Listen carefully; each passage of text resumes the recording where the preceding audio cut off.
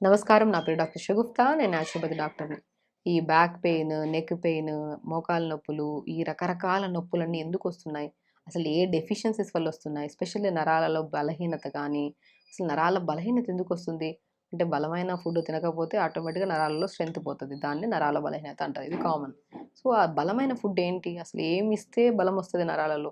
B12 గానీ, D vitamin గానీ, iron గానీ, కాల్షియం గానీ, రక్తహీనత గానీ ఉంటే ఖచ్చితంగా మన నరాలలో బలహీనతొస్తది. ఇవి ఖచ్చితంగా ఉండాలి మన బాడీలో. సో, అవి ఎక్కడి నుంచి దొరుకుతాయి? ఫుడ్ ద్వారా దొరుకుతాయి. సో, కాల్షియం ఎక్కడి నుంచి దొరుకుతది? మునక్కాయలండి.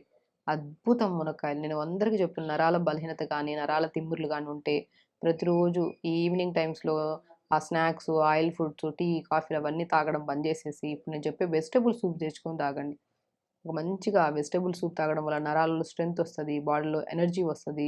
అండ్ మనకెక్కువ ఆకలి గూడా వేయదు సాయంత్రం పూట. మనం తక్కువగా తింటాం కాబట్టి బాడీ మెయింటైన్ గూడా అవుతది. బరువు తగ్గడానికి గూడా చాలా ఆస్కారం ఉంటదనమాట. సో, సింపుల్ ఏంటి ఒక కుండలో గానీ, లేదంటే కుక్కర్‌లో గానీ ఒక మునక్కాయ ముక్కలు 4, 5 ముక్కలేయండి. బీట్రూట్ ముక్కలు 2, 3 ముక్కలు, క్యారెట్ ముక్కలు 2 ముక్కలు, కొద్ది కొత్తిమీర, కొద్ది పుదీనా, సొరకాయ ముక్కలుంటే సొరకాయ ముక్కలు, కొద్దిగా జీలకర్రేసి, 2 మిరియాలేసి లైట్‌గా మరీ సాల్ట్ అవసరం లేదు. లిమిట్‌గా టేస్ట్ లేకపోతే తాగలేం కాబట్టి కొద్దిగా 2 గ్లాసుల వాటరేసి కుక్కర్ పెట్టేసేయండి.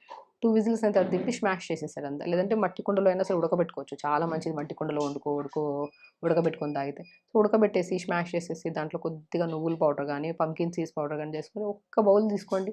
ఎంత న్యూట్రిషన్ చూసారా? బి12, డి విటమిన్, ఐరన్, కాల్షియం మనం డిస్కస్ చేసిన ప్రతి విటమిన్ సంపూర్ణంగా దొరుకుతది. ఈ మట్టి కుండలో ప్రిపేర్ చేసుకున్న సూప్‌ని, వెజిటబుల్ సూప్‌ని తీసుకొని తాగితే.